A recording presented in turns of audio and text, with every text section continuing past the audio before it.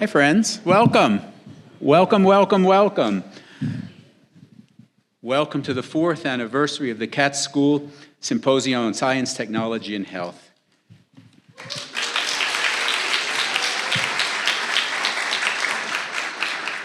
This symposium is really the highlights of the year. We get to see how each of you is making a difference, bringing your talents and your passions to have an impact to make the world smarter, safer, and healthier. Frankly, I am in awe when I look at the work that you've done. You're using AI to improve lung cancer detection and diagnosis. You're examining the impact of intergenerational trauma on childhood development. You're looking at the impact of diet on diabetes, but innovative ways of looking at it. The cross-disciplinary work has been phenomenal. The AI group seems to be a consulting house, I tell you. You're using here it is. Our AI program and occupational therapy are working together to improve childhood development through play. It's really an image analysis, feature extraction kind of project from the STEM side, but it's fabulous. Our AI and biotech students are working together to build a rare disease database. Now, this is something critical. If you think about what a rare disease is, that means there's not a lot of patients, which means there's not a lot of money to fund it, right? And to be able to aggregate this data to make it more accessible for smaller shops to be able to participate in, it's huge. But there's another feature. My dear friend Yushan Zhang is using generative AI to create synthetic data. So now you are looking at rare diseases with no data, which will have very large data sets at some point. So the work is tremendous, but the list goes on. So let me stop here. I congratulate you for your hard work. I thank the faculty for all their work. I thank the people who have organized this day for the last 4 years, right? And just, I guess one more thing I'd like to point out. How many of you have ever been to a scientific conference or a symposium? Hands up. So there's a number of you who haven't, so I'm talking to you. Let me give you a hint about how to get the most out of today. Walk around, glance your eyes and read the abstract. Skim it, right? You don't have to get it all. And then talk to the person who is doing the work and ask them, what's the impact of this work? What difference does it make? What future research can you do? That's the most important thing. They have 30 seconds to keep your attention, so that's what you'll get out of it. And on the reverse side, I want to remind the presenters, what you want to do is make sure the person who comes there knows why you are looking at this. What difference will it make? Why have you spent the last year working on this problem? Some of you longer than a year. So anyway, that is the best way to get today going. And I will stop talking at this point, and I would like to introduce the president of Yeshiva University, Rabbi Dr. Ari Berman.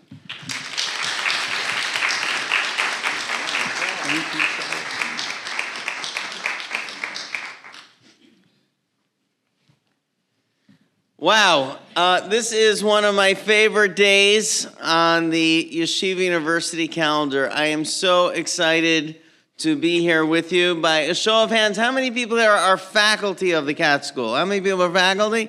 Amazing, our amazing faculty of the Katz School. Amazing.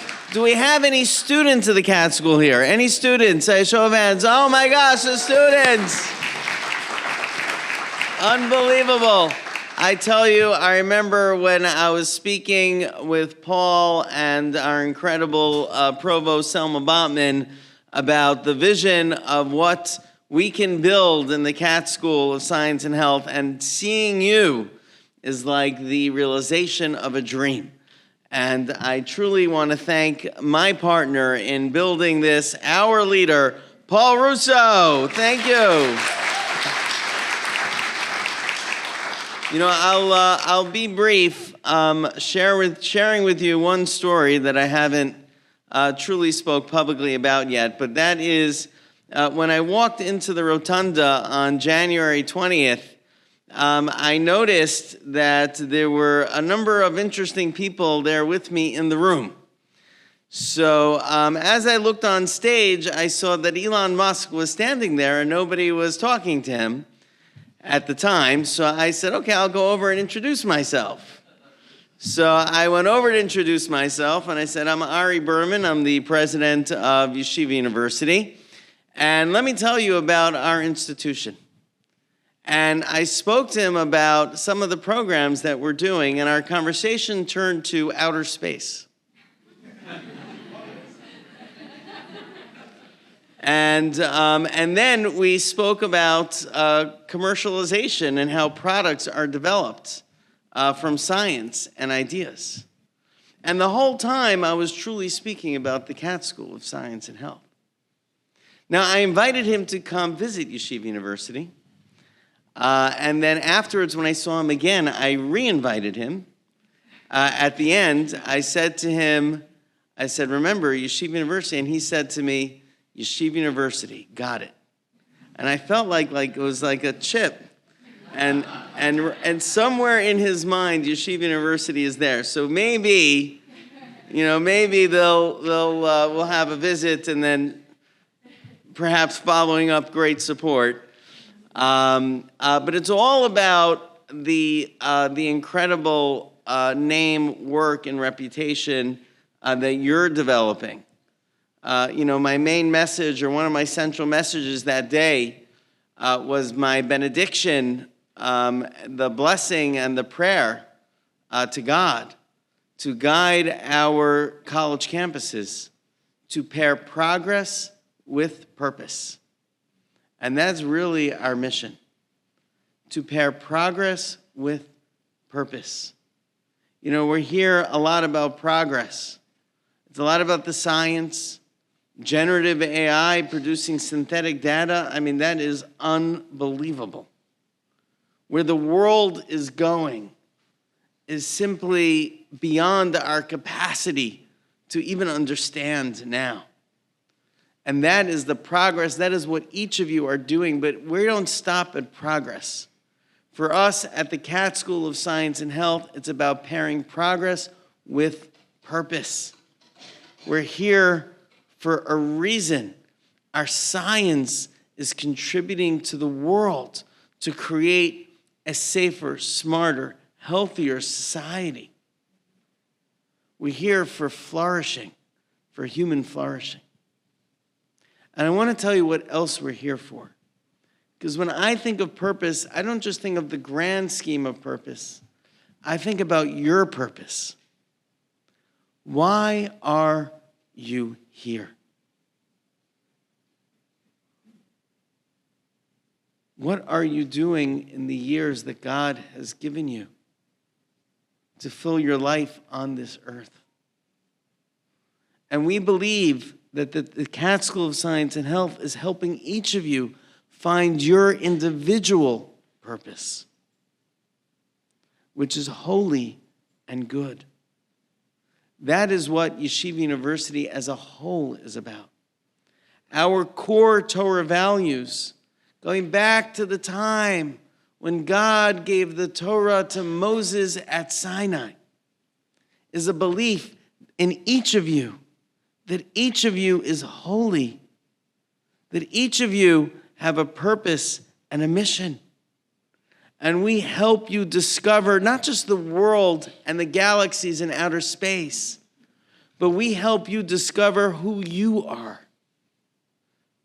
especially in this great unfolding drama of the human story.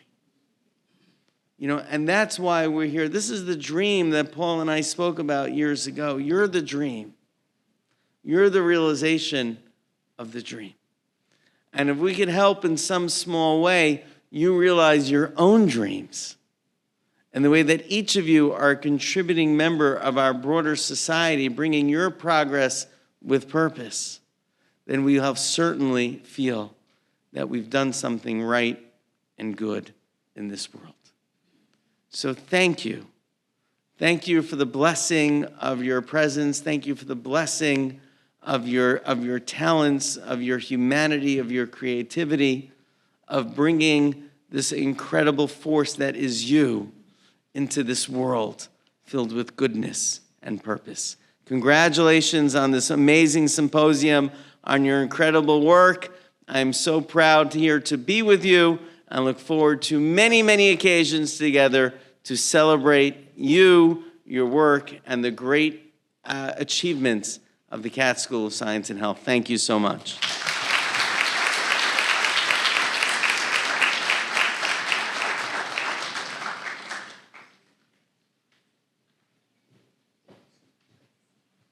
Thank you so much, Rabbi Berman. Thank you, Dean Russo. Come on up, ladies.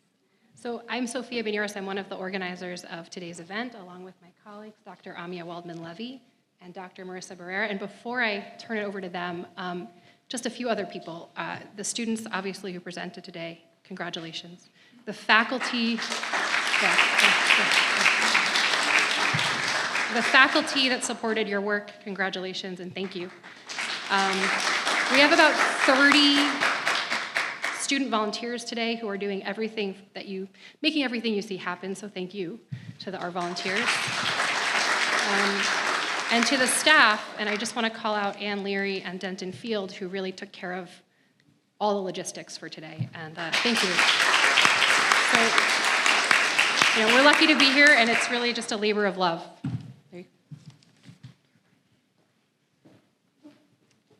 This afternoon, we would first like to acknowledge all of the student researchers for their commitment to education, collegiality, and academic spirit.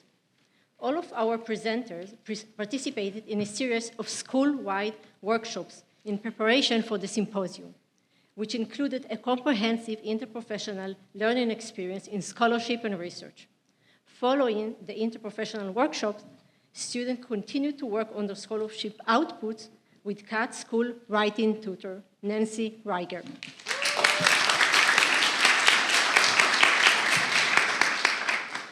The scholarship witnessed today is an outcome of students' extensive in-class and outside of classroom learning experiences, as well as the mentorship they received from the faculty advisors, research collaborators, and industry partners. In addition to the posters on display, student research will be published in the symposium proceedings later this summer. We invite you all to review the proceedings. Thank you.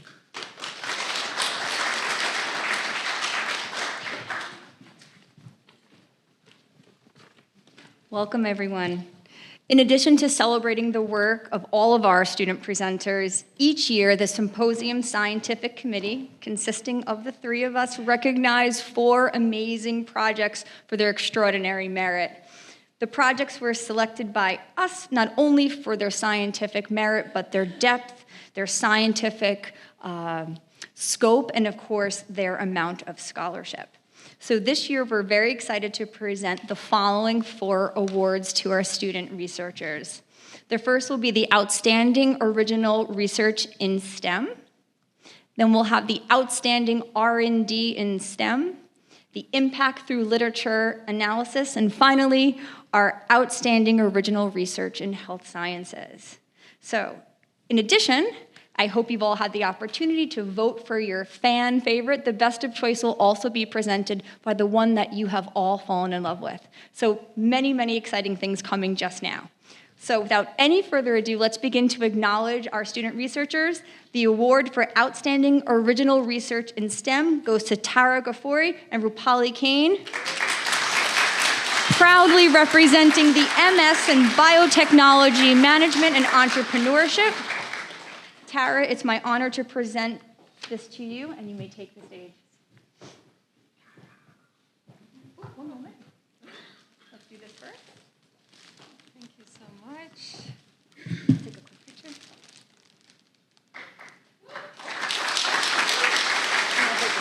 Thank you so much. Let me see if it's okay. How is it pointing? Okay. First of all, thank you so much. My friend Rupali and my teammate is not here, so I want to thank from her side too. First of all, thanks all the Katz faculty and of course my professor for giving us this opportunity. I had a pleasure of being a part of a team that do the research on male fertility at Professor Wigotner's lab. So, male fertility is really one of the most important things that we might think about. There are various causes of infertility, but half of the reasons are still unknown. To better understand these unexplained cases, we need to explore how sperms are made in our body, the process called spermatogenesis.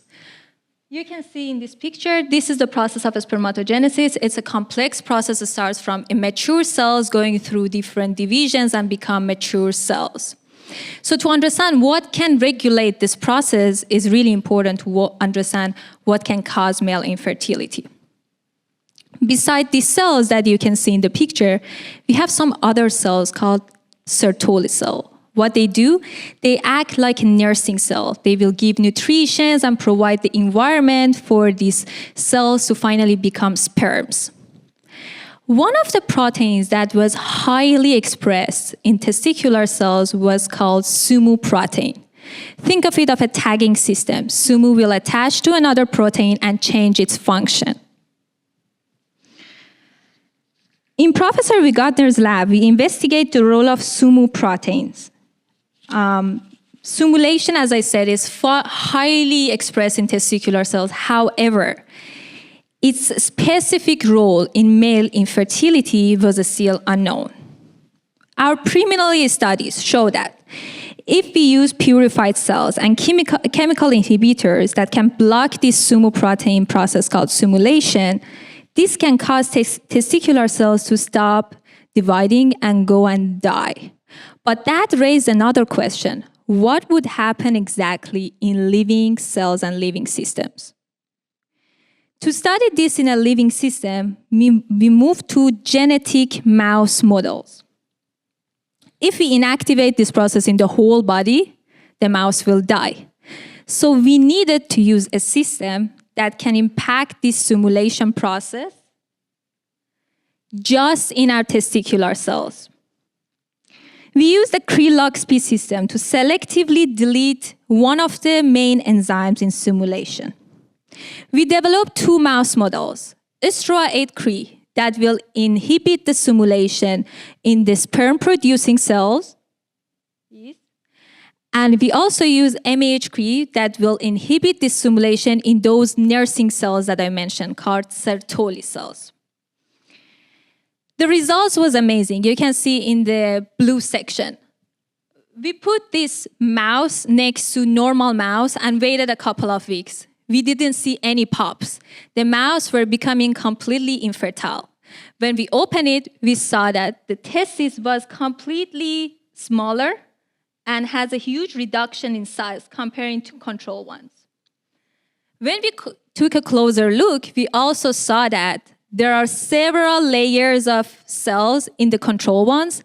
However, in the experiment ones, so many of these layers were missing, which means that somewhere here, the process got stopped. We also confirmed that stimulation was successfully inhibited in experimental samples. The typical bands representing SUMU conjugated proteins, which means SUMU was attached to something, was missing in our experimental ones. So we understood that stimulation is really important for male infertility and it can play an important role in it and it can cause it. But that raised another question. What exact individual events are impacted and disrupted by this? So currently, we are using single-cell RNA sequencing to analyze the changes in gene expression at individual cell levels.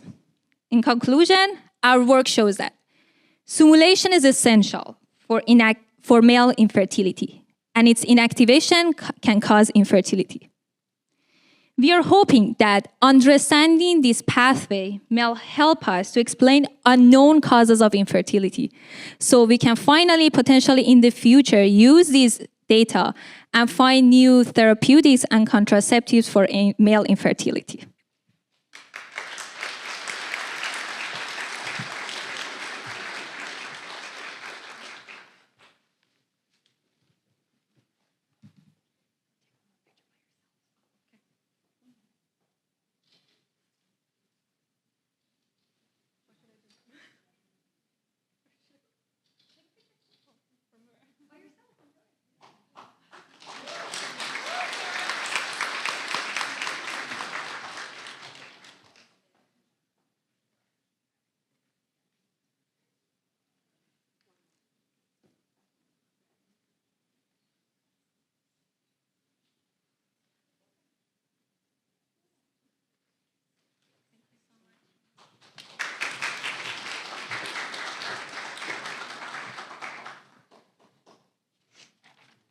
All right, thank you so much, Tara. It's now my pleasure to present the award for Outstanding R&D in STEM.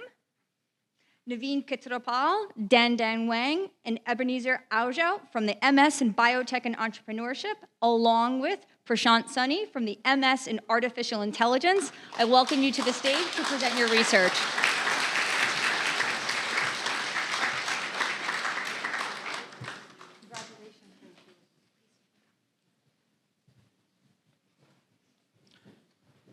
Hello, everyone.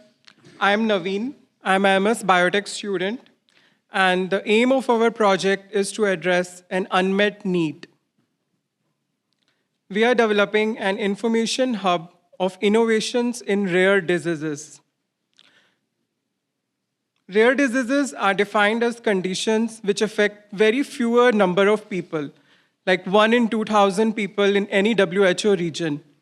Despite this, we have 7,000 known rare diseases, and affecting approximately 300 million people worldwide and 30 million in the US.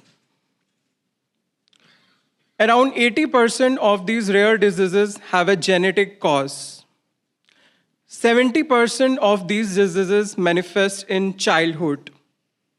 And a staggering 95% of these diseases do not have any approved treatments.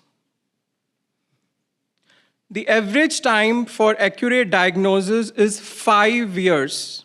These are very shocking statistics. While considerable research and information is available online, the information is scattered, unstructured, and region-specific.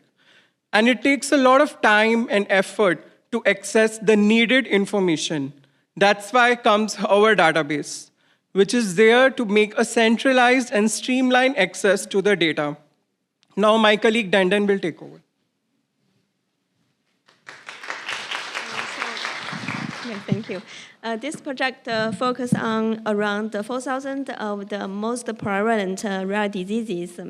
The methodology we use is to start with a comprehensive internet and literature research on rare disease overview, including disease types, prevalence, geographic distribution, symptoms, as well as development and available treatments and patterns. This was followed by an in-depth analysis of data sets from a scientific perspective, with OpenNet selected as a model due to its high-quality computable data sets provided from Open Data Platform. Now, Prashant will continue.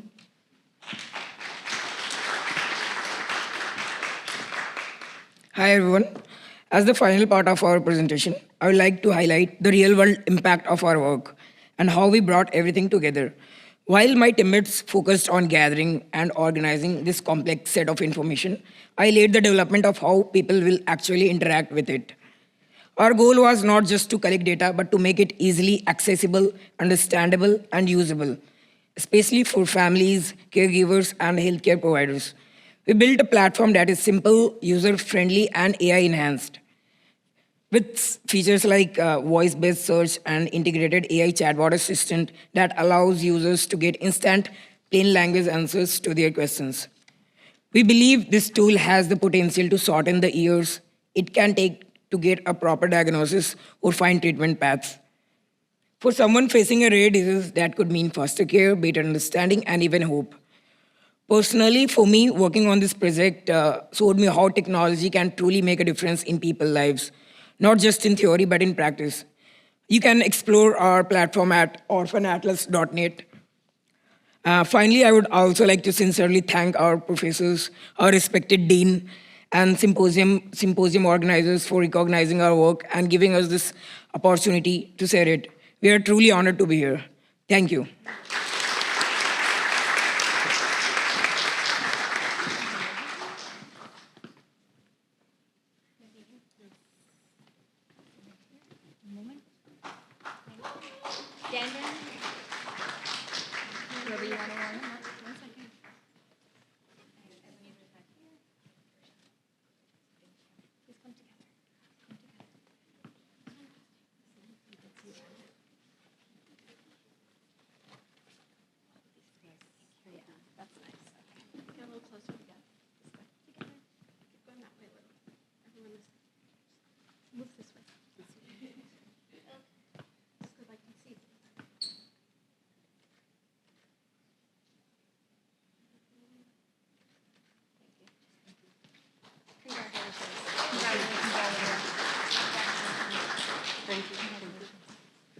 extraordinary work. Congratulations, Naveen, Dandan, and Prashant.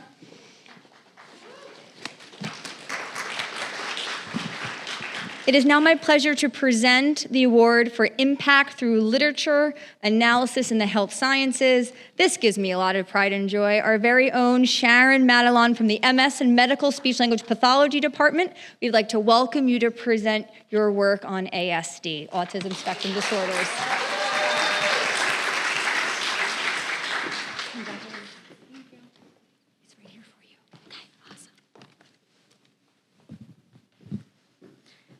Hi, I'm Sharon in the Speech Language Pathology program, and my project focused on working with children with autism. Autism spectrum disorder affects approximately 1 in 36 children in the United States today, making it one of the most commonly diagnosed developmental disorders. This year, I had the chance to explore a question that many school-based speech therapists ask themselves. When working with children with autism, is group therapy just as effective as one-on-one sessions for improving speech clarity? My research looked closely at how therapy format impacts articulation progress and why the answer might depend on each child's needs. To find out, I reviewed 18 peer-reviewed studies that focused on school-aged children with autism who had speech sound disorders. I compared how well children improved in either group or individual therapy and how the severity of their speech difficulties affected those outcomes. What I found was really encouraging. For children with mild to moderate articulation difficulties, group therapy was often just as effective as individual sessions. That means more kids can benefit from social interaction and shared learning, while therapists make the most of limited time and school resources. But for children with more severe articulation challenges, individual therapy clearly led to better results. These students needed more direct support, more practice, and more individualized attention to make real progress. These findings can help guide how we make therapy decisions in schools. By matching the therapy format to each child's needs, we can support better outcomes and use our time wisely. This research also offers all practitioners, including SLPs, OTs, PTs, and educators, a clearer framework for collaborative planning, efficient service delivery, and individualized student support. I hope this research helps clinicians feel more confident in how they structure their therapy and ultimately helps more children find their voice. I would also like to take this time to thank Dr. Michaela Medved for her help and support in my research. Thank you for giving me the opportunity to share my research with you.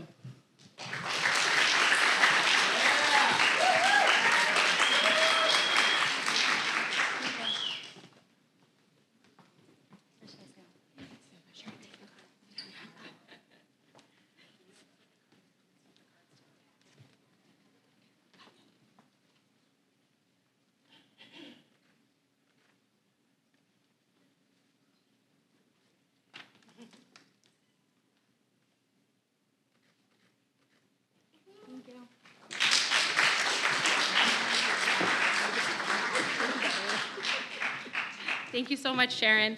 I am happy to present the next award for Outstanding Original Research in Health to Bella Chilzuk from the Occupational Therapy Doctorate. Would you please join me on stage, Bella?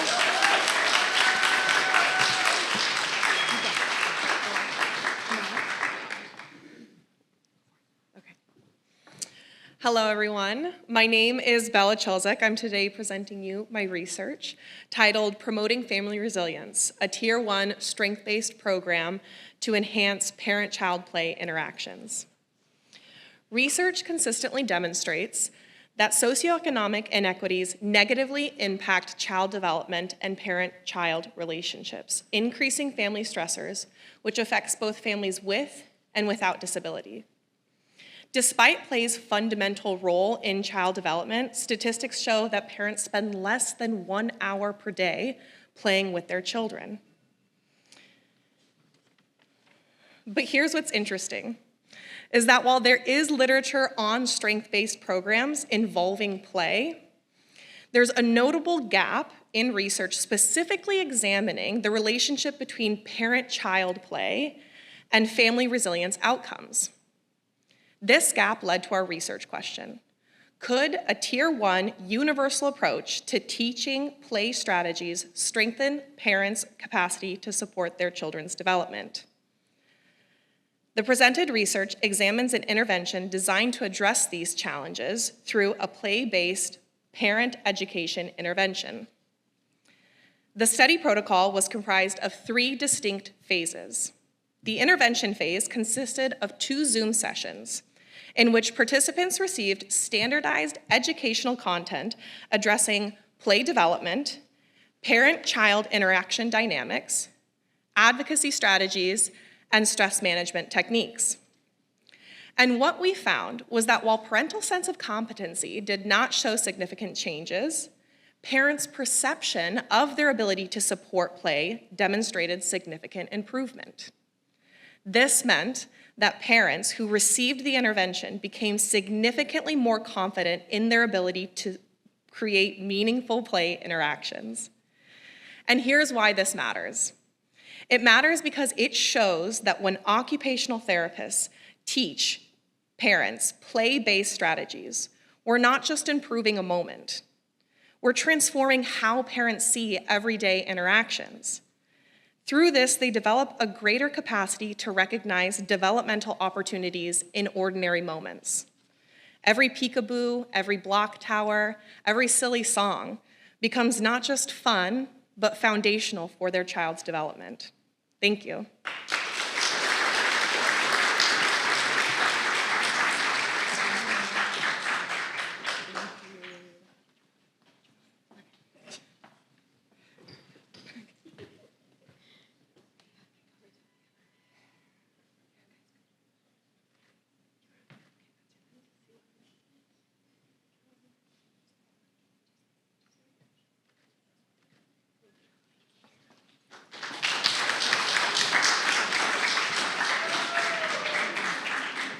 Thank you so much, Bella. Finally, the moment you've all been waiting for. This year's People's Choice Award, which was selected by all of you, goes to Elijah Latispe, Joy Awolaye, Christine Macharia, come on, get up, for their online platform for University Alumni Associations. Congratulations, guys.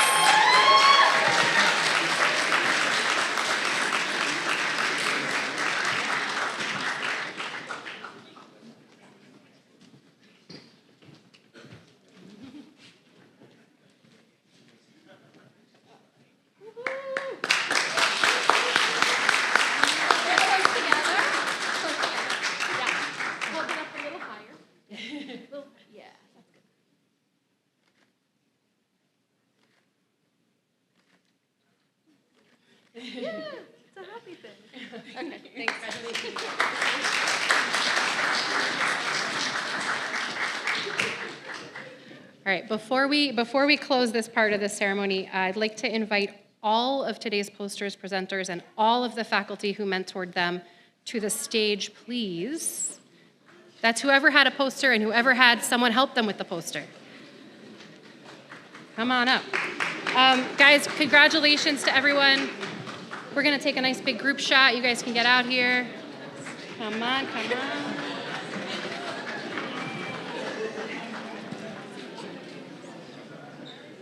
Let's like give them a little round of applause.